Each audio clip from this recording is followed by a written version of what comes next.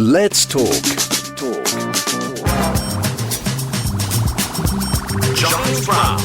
The great Gambon, Michael Gambon, in his own words and others, is a new book, a fascinating new book about one of my favourite actors. It is by Millie Ellis, and she had a very particular and special part to play in the life of the great Gambon, and I'm delighted to say that Millie joins us live on the line. I believe is this your first radio interview ever, Millie, by the way? I'm afraid it is, Giles. So apologies to your listeners if I'm a little bit, let's say, hesitant at times, but I'll try my best. Absolutely. Well, that's the spirit. And I must say, I'm very impressed. The listeners can't see this, but if that is not a Zoom background, that is an actual living, breathing library, and we like a good bookshelf. Oh, gosh, thank you. Very much indeed. So I wanted to thank you very, very much, Giles, and your listeners for having me on today, because I feel very privileged to talk about the great Gambon. Because one of the things is, I mean, listeners will probably be bored to tears about this, but as a teenager, as we all did, I harboured dreams of treading the boards, etc. Did all the drama schools. But one of the books that I read was Anthony Scher's The Year of the King, his book about when he played Richard III, you know, the Crooked Spider, etc. And he's got this great story of waiting in the line at the RSC canteen and then somebody shouting, "Oh, Tony," and looking around, and it's Michael Gambon. And he goes into, "Now is the winter of our discontent." And I thought that was a little sort of, and Tony Scher was also a brilliant artist, and he did this wonderful picture of Gambon sort of in the queuing up for his food, but going full Richard II. So it struck me that he wasn't pretentious. It wasn't, you know, "I am an actor and I am Sir." So I really wanted to hear a little bit more about his life, which is what your book does. How did you first meet him? So, there is a very funny story about Richard III, which we could go on to a bit later. But how did I first meet him? Well, it's best if I wrap it into a little story. So we're in Elstree. It's 1989. It's 5:00 in the morning, and all the Winnebagos are bristling with bacon sarnies. And the actors, Tim Roth, Kieran Hines, and others. There's Roger Lloyd Pack and Ewan Stewart and Gary Olsen. They're all getting ready for their part in Peter Greenaway's revenge tragedy, The Cook, the Thief, His Wife and Her Lover.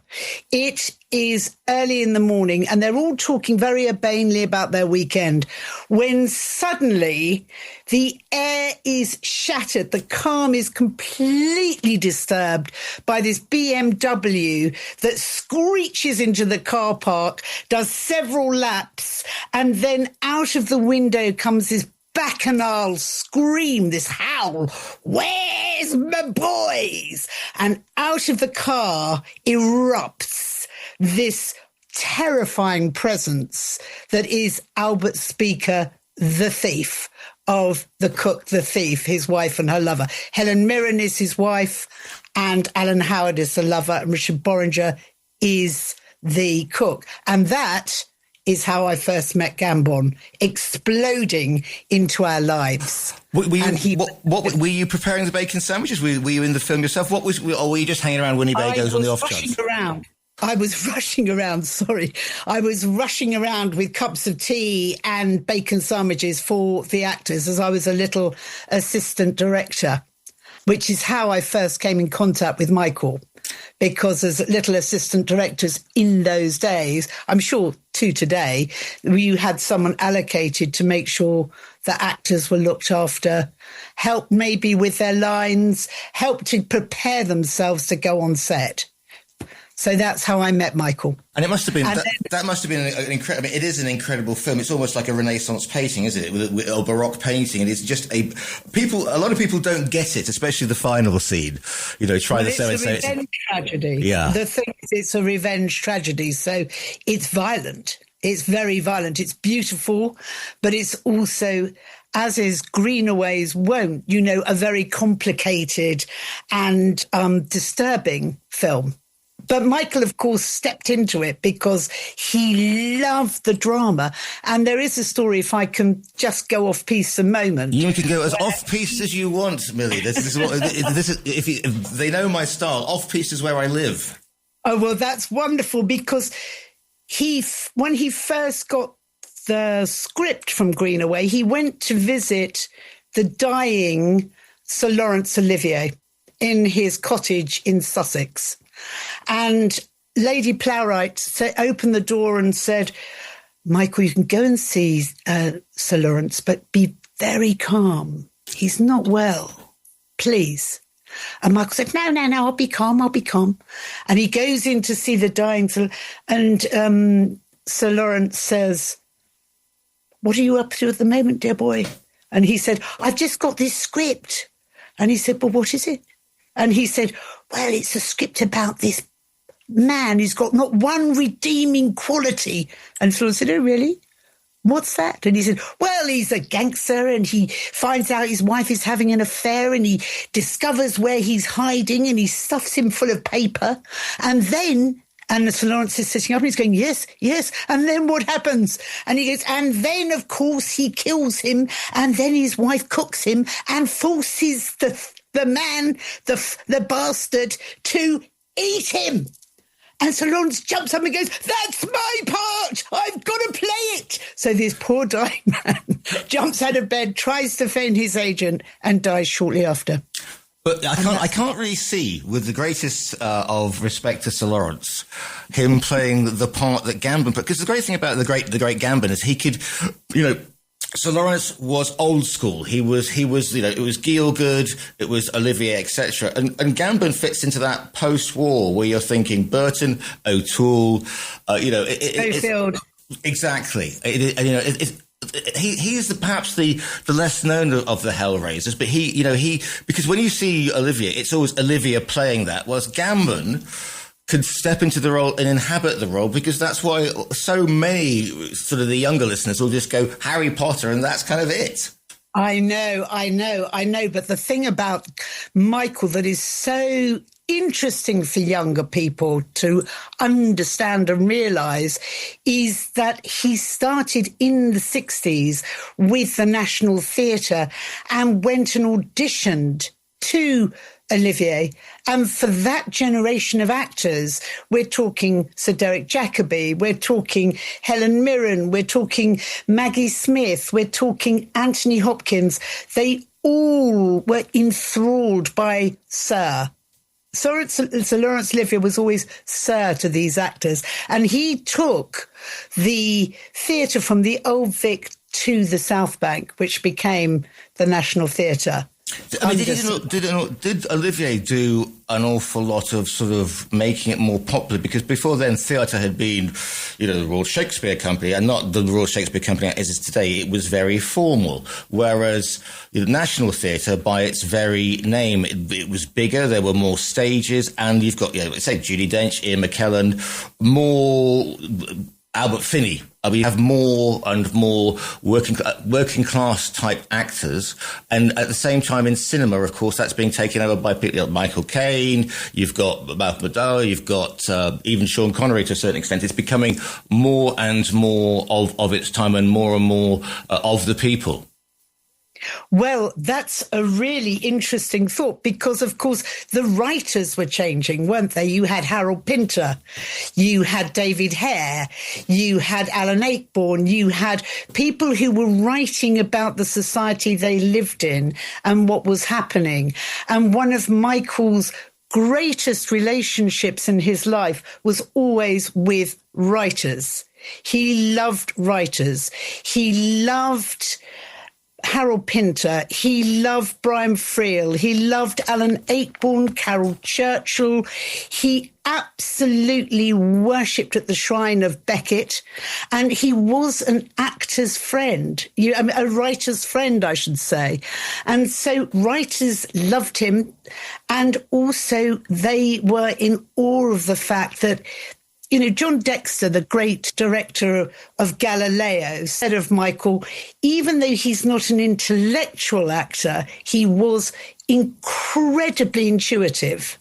so that he was able to inhabit the characters and make them real. So that when it came to someone like Dennis Potter, and if your listeners have never watched The Singing Detective, I implore them to.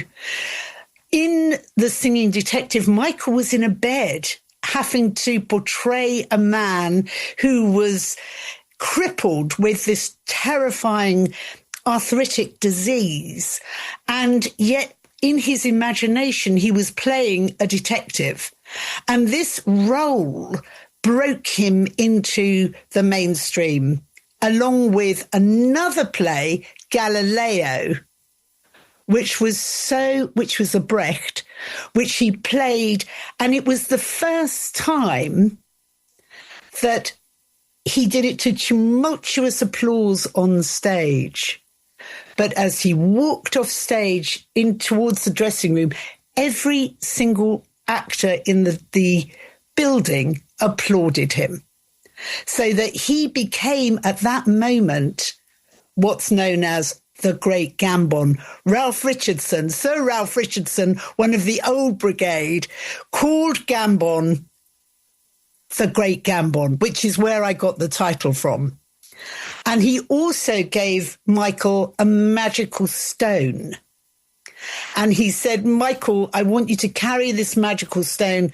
This stone is going to ground you and make you a great actor. Michael carried it through King Lear, and it helped him in King Lear. And I remember once I asked him if I could hold the stone.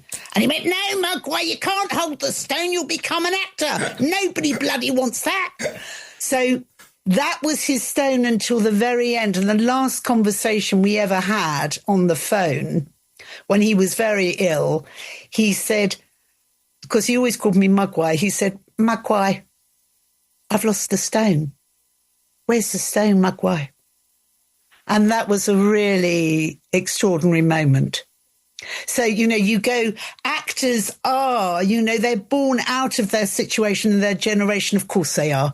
But they also, if they're like Michael, they vacillate towards the writers that can help them really embody and exemplify what it is about writing that they can inhabit best. How do you approach it? Because as every young man wants to do Hamlet, because that's the standard, if you like, of the Shakespeares. I mean, Lear is a physical role. It is the one that everybody an actor of a certain age wants to take on.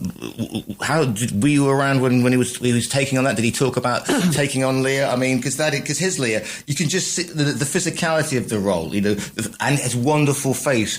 You can just imagine how he prepared for it and the performance itself. Well, he prepared for it, apparently, by going just outside London to an airstrip because he was a pilot, and he would howl at the planes as they started to land. So there must have been some extraordinary scenes of this raging lunatic howling at planes coming in. And apparently he was the storm. He became the storm because he was so brilliant at understanding the human condition. And I think as Lear, he got very close to understanding madness, to understanding what it would be like to go into a different realm, to find yourself, if you like, lost in the terror of an overwhelming emotion. And I often thought of Michael like a pearl diver, because he could dive into the very rich depths of the human condition and come up with something extraordinary, because he was such a great observer. He was such an he was a shy man. And he was a man who was very, very private, but he was a consummate observer of people and of things. And he was also, Giles, to go off piste again, he often talked about his other lives, because he was a very complicated man. You know, he loved to talk about the time he was an apprentice at Holland and Holland as a gunsmith. He loved to talk about his watch collection, his analog watches. He could mend watches even though he had enormous hands. And but somehow he could do intricate things with watches. He could be under the bonnet of a car in between takes, taking cars apart. He was a mechanic. He was a musician. He could do the most exquisite inlay of handguns, beautiful handguns. He taught himself how to do inlay. So Michael was a very, very interesting private man who was a genius. Because the thing is, I suppose, in a world where actors were getting to Stanislavski, method acting, the whole thing, I am the character, you think of like Hoffman, etc.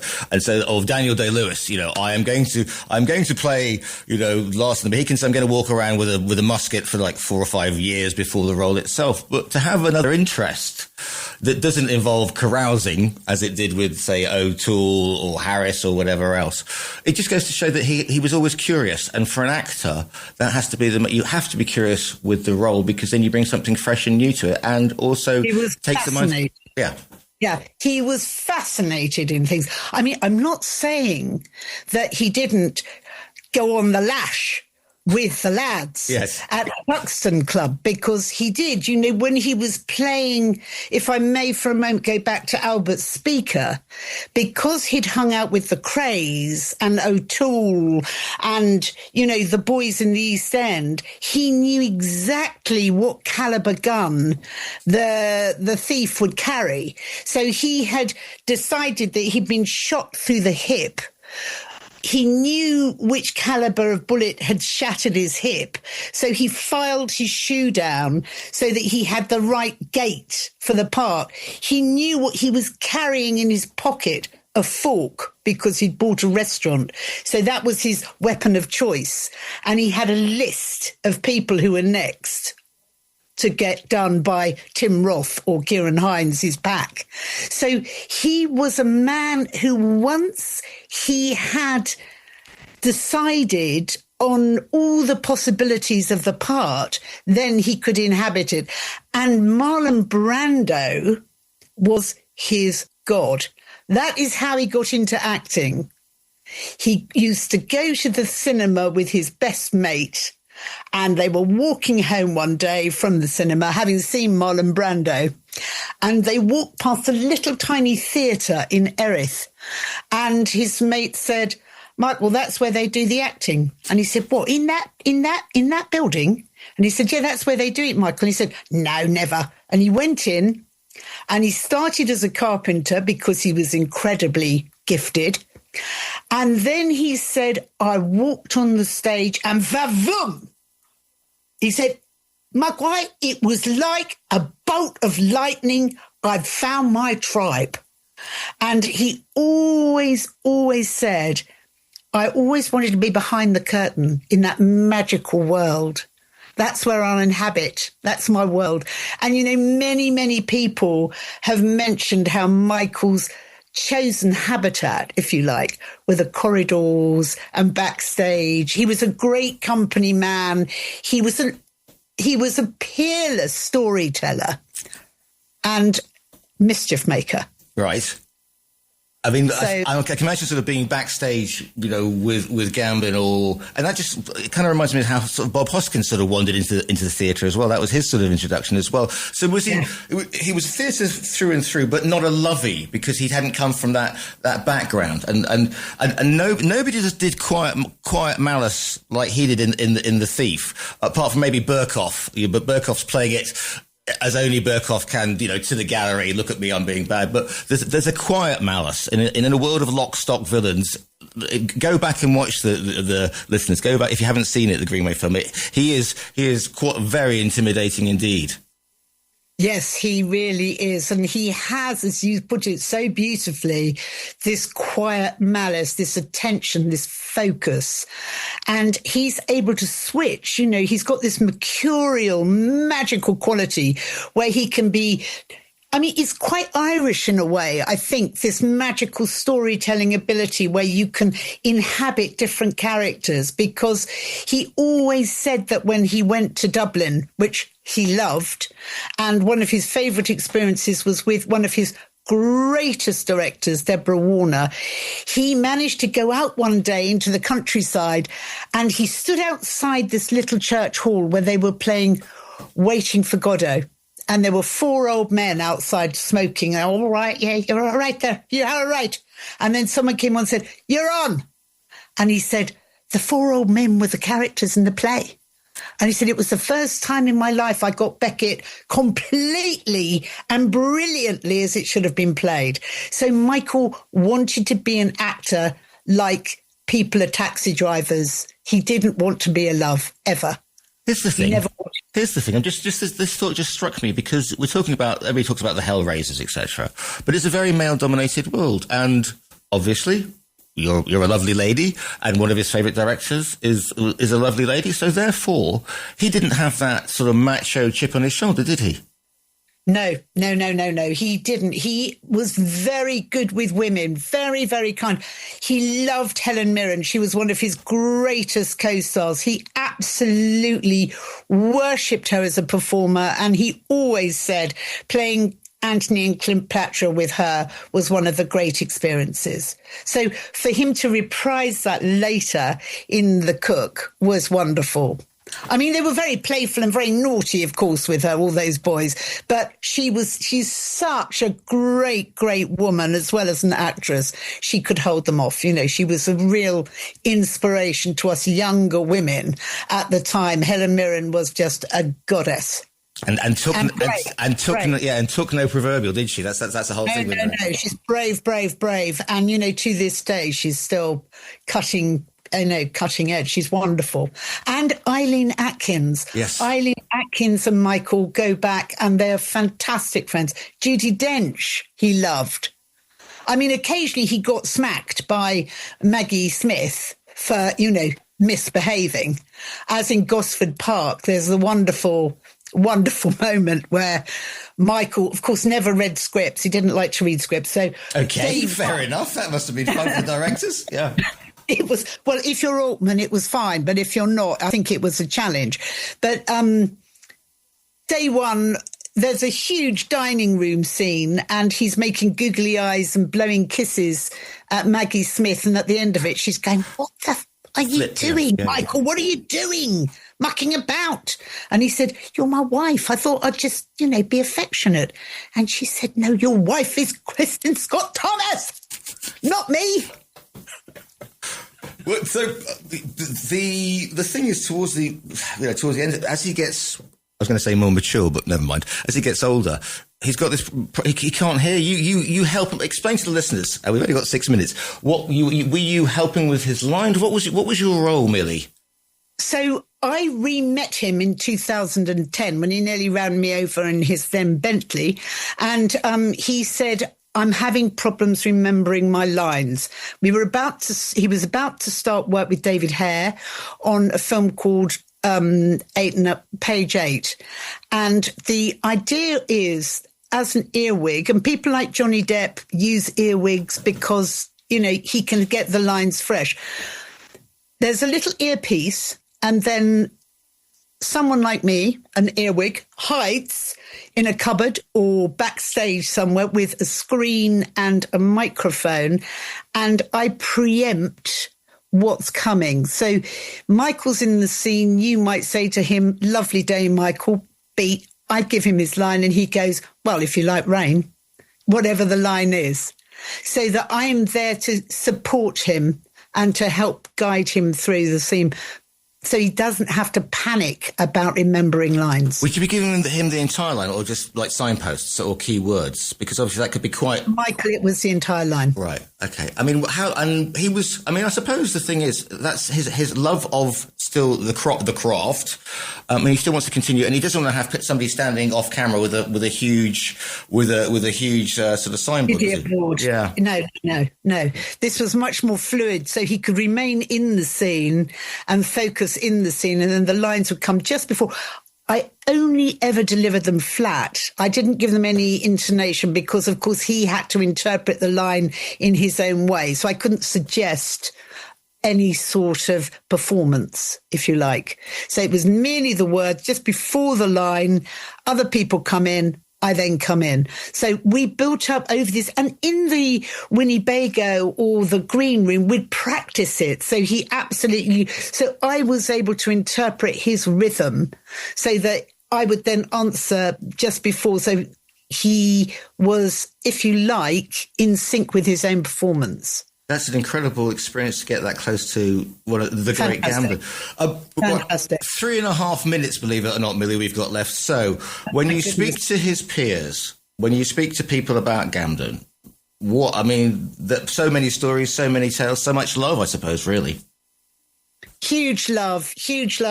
And what I'd love to say to your listeners is please read the plays.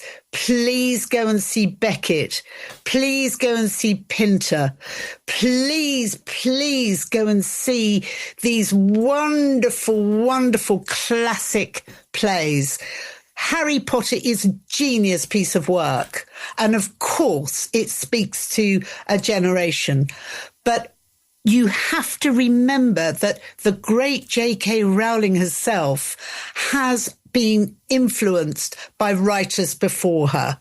Ursula Le Guin, maybe one Tolkien. So you must also understand it's desperately important to read great works as well as her great work. And also go to live theatre, because that moment when lights go down, curtains open. Go to live theatre whenever you can. Beg, borrow, steal a ticket. Just go. Yes. So thank you so much, Giles. I haven't finished yet. We've got 2 minutes. Don't worry. You can. But thank you for that impassion, because I'm absolutely with you on that one. What was it like for you to write this? Because he's no longer, he's gone to the great prompt room in the sky or whatever. I mean, for you to revisit, because you've got your own personal thing with him. Well, it's such a good question, because I wanted to democratize Gambon. I wanted people to hear his voice if I can. That's what my aim is with the book, to allow everyone to be able to sit in that dressing room and hear his voice again. So for me to revisit it and to go and see old friends who've been so generous to me, giving me stories, sharing their experiences, actors, writers, directors, producers, that has been the joy of keeping Michael alive. So I feel that as long as we've got people retelling our memories, we're forever alive. The book is called The Great Gambon. Michael Gambon, in his own words, and others. It's by Millie Ellis, who we're talking to today. Listeners, you can go to the TRE bookstore, click on the wonderful sort of image of Gambon, and it will be winging its way towards you via a well-known distribution service. Millie, do you get involved with social media? Do you have a website? Yes, I do. As a voice coach, I have a little company called Be Heard, and I can be found on www.beheard-.co.uk. And I'd love to meet anyone who might have to give a speech ever. Shameless plug. Just give me that, the web address for Be Heard again, please. www.be-heard.co.uk. Shameless. Absolutely. Shameless. Can I just say that Michael would be would be proud as punch with your performance, because we've got through, believe it or not, 30 minutes on that one. Isn't time for when you're having fun? So there you go. Oh my goodness, Giles, you're so generous. Thank you so much. The pleasure's been all mine. The book's called The Great Gambon. It is by Millie Ellis. Millie, thank you so much for your time today. Thank you.